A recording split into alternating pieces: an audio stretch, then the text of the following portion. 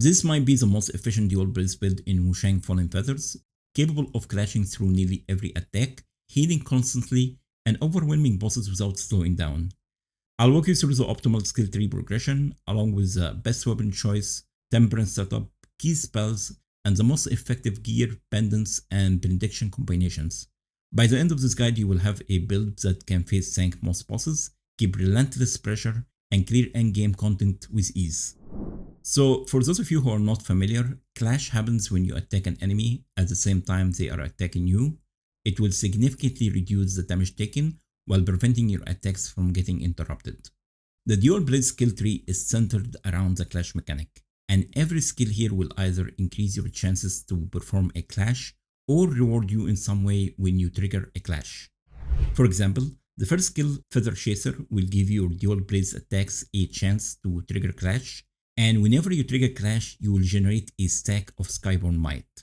Because of this mechanic, you will generate so many Skyborn stacks because you will pretty much clash with all your dual blades attacks. Another important skill is Leaf Slasher. This will give your 4th, 5th, and 6th light attacks in the light attack combo a guaranteed clash. So you will 100% deflect the enemy weapon attacks during these attack animations and generate Skyborn stacks. We also have Deadly Shadow. This gives your dash or dodge attacks a clash. Even your heavy attacks can gain clash thanks to the Wave Breaker skill. As you can see, you will pretty much clash with most of your dual blades attacks, and every time you clash, you will generate Skyborn stacks. But what if you are fighting an enemy that is not using a weapon? Does that mean you will not generate any Skyborn stacks? Absolutely not. We have Swift Warrior and Might combination skills, which enable you to generate Skyborn stacks with your 4th and 6th light attacks in the light attack combo. This means if you land your full light attack combo with no clashing, you will still generate a minimum of 2 Skyborn stacks. One essential skill here is Unmatched. This will consume 1 Skyborn might stack to speed up your charge heavy attack. This is how I managed to defeat Honglan by quickly dodging behind her and landing a quick charge heavy attack to break her and land an obliterate attack. When it comes to discipline skills, there is only really one choice here, and that is Blade Master.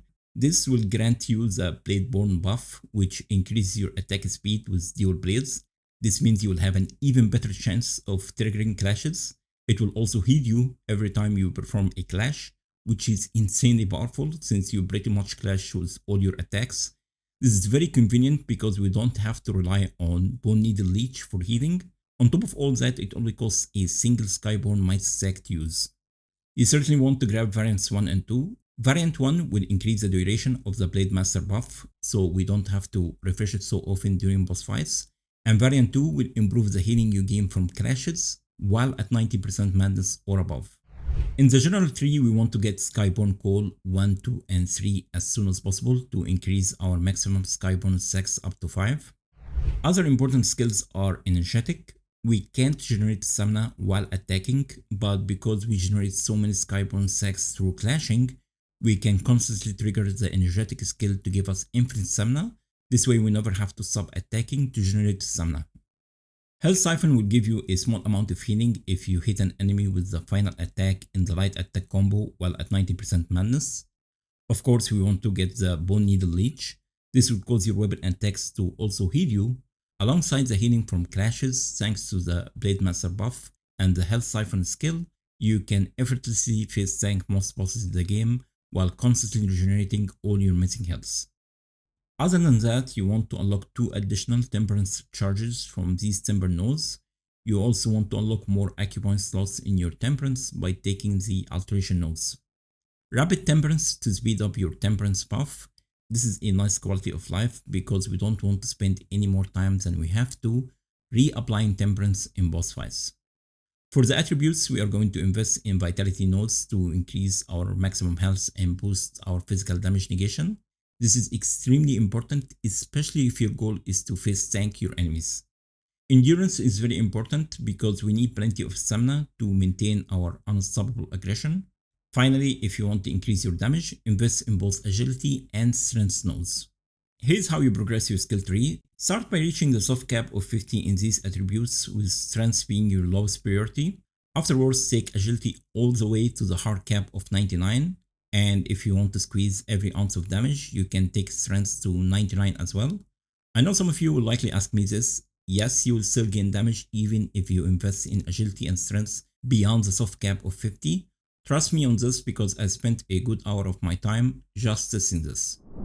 For the weapon, we are using the Twin Pendants dual blades. This has the highest raw attack power of any other dual blade weapon in the game, with strong agility and strength scaling. You can make this build work with any other dual blade in the game, but if you are comparing damage, the Twin Pendants is second to none. It also comes with the block skill, which enables you to deflect enemies' weapon attacks. This works almost exactly like the sword counter discipline skill in the longsword tree. The game even dedicated a skill, Steel Edge, in the dual blade tree for this weapon skill. It will stagger enemies after you deflect their attacks, leaving them open for more damage. Deflecting an attack will also cause your subsequent attacks to become faster and heal you. You certainly want to grab Steel Resolve, which will award you a Skyborn Might stack if you manage to deflect enemies' attacks. I will quickly show you how to get the Twin Pendants dual blades from the Cloudspire Outskirts Shrine.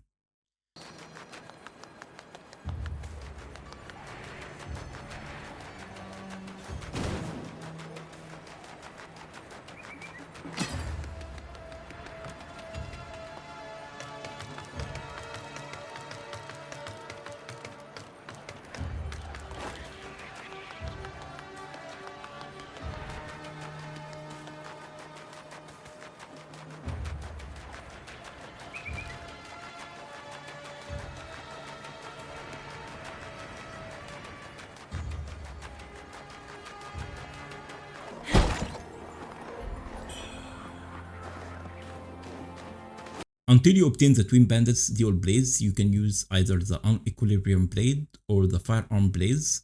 Both are available early in the game. For the Temperance, we are using Bone Needle Leech to generate health with every attack. However, the Twin Pendants can be used with any other Bone Needle. This means you can experiment with something else besides Leech. This is especially true against bosses that use many weapons because you can rely on the Blade Master buff for healing, giving yourself room to squeeze more damage by using other bone needles like Frost or Corruption. For the Acupoint slots, use Shadowstone's Agility, Temper, Continuity, and Strength. If you are using a different bone needles that deals status build up like Corruption, replace Shadowstone Needle's Strength with Rootstone Needle's status. There is one spell you should aim to get to complete this build, and that is Echo of the Bow Magus. It will create a protective shield around you that makes you immune to all damage for the next 3 attacks. You will also have infinite hyper armor while this shield is active, so enemies can no longer knock you down or interrupt your attacks. It typically costs 4 Skyborn stacks to cast, however the Fury of the Skyborn will reduce the cost by 1 while you are at 50% madness. You can obtain it after defeating the Bow Magus in chapter 4. If you feel like you are taking more damage than you can sustain, you can use Divine Ward to reduce all incoming damage taken by 20% for 30 seconds. Finally, Ethereal Form. This is such an amazing quality of life spell that I enjoy using in any of my builds. You can use it to avoid traps and against spells that are difficult to dodge. I also use it against Honglan to quickly dodge behind her and land a quick charge heavy attack. It will cost 1 stack of Skyborn Might to cast, but it will also refund 1 stack when it triggers because it counts as perfect dodge. Because the animation is too long, you can sometimes dodge multiple attacks and the spell will refund more than 1 stack of Skyborn Might. For the armor, just wear something that offers resistance and damage mitigation based on which boss you are about to fight. For example, against the Mistress of the Night boss, you should wear pieces of gear that are high in both Frost and Corruption resistances, like the Ballastmate armor set. For the Pendants, we are using the Twin Infant Pendant to increase our summon recovery speed by 50%, Tiger Pendant to increase our weapon's physical attack power. Finally, the Eagle Pendant increases our weapon's stab attack power. If you don't have any of these pendants yet, you can use the Life Steal Pendant during exploration. The Fiend Felling Pendant is very strong against large bosses. I also find the Dracolish Pendant extremely useful against certain bosses that can stun with the roar attacks, like the Perfect Pride and Chimera boss fight. For the Benediction setup, the Try 6 and 9 Disciplinary Forces are the best in slot for most builds in the game right now. However, you have to meet the Discipline skills requirement. You start the game with 5 skills, 1 for each weapon category. so pick any other 7 discipline skills of your choosing. I suggest you take all other discipline skills in the dual blade tree, plus 2 from the one-handed sword tree, and the last one from the spear tree. If you don't have any of these items yet, use Skyborn Ward. This will improve your damage negation after gaining a Skyborn sack. For the memory slot, use Lethal Might during exploration and swap it with Skyborn Vigor for boss fights. Finally, use Combo Force to increase your damage based on how many successive attacks you land.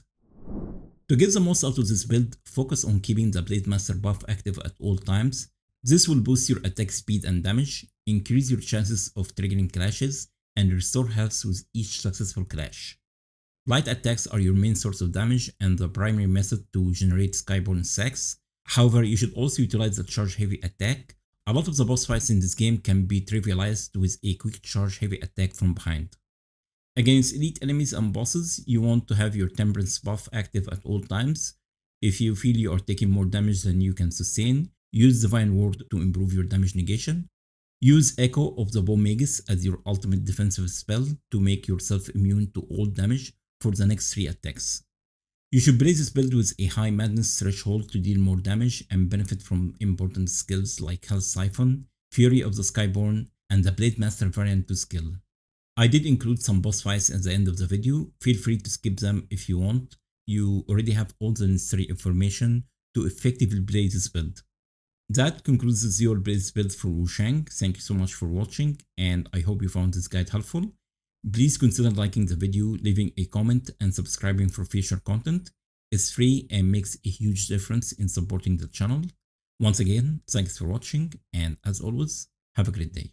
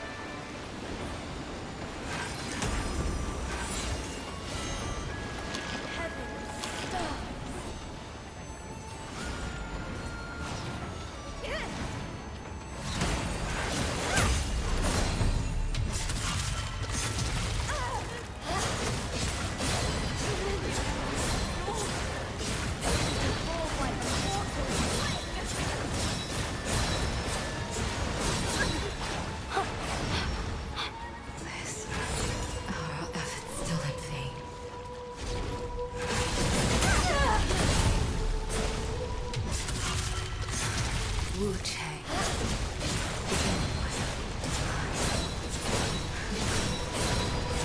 So this is who comes to claim.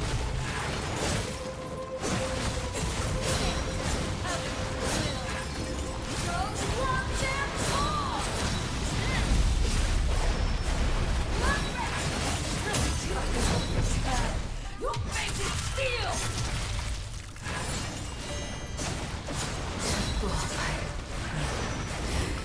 I breathe as well.